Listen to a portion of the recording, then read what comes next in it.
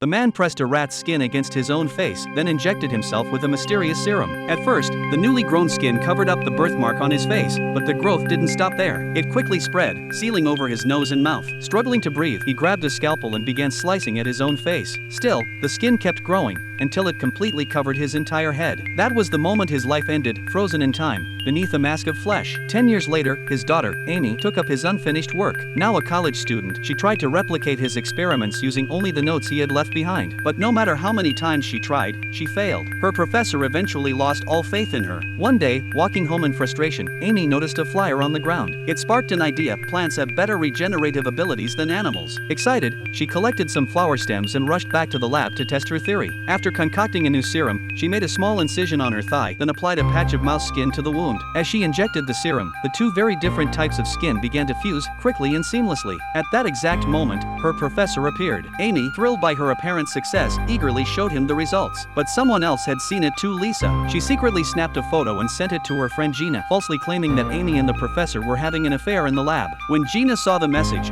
she was furious. She stormed into Amy's home and trashed the memorial shrine dedicated to Amy's late father. That was the final straw. Enraged, Amy confronted her, and the two began to fight. In the struggle, Amy accidentally killed Gina. With her aunt due to return soon, Amy made a horrifying decision: she would assume Gina's identity. Using surgical tools, she removed the skin from her own face, then carefully peeled the skin from Gina's. After injecting the fusion serum between the two, she pressed Gina's face onto hers. The next morning, Amy walked into school disguised as Gina. But she hadn't counted on one thing: Gina had a secret boyfriend. That afternoon, the two went on a date atop a scenic hill. Just as things started to heat up, the boyfriend noticed something strange: a deep scar splitting open across Gina's forehead.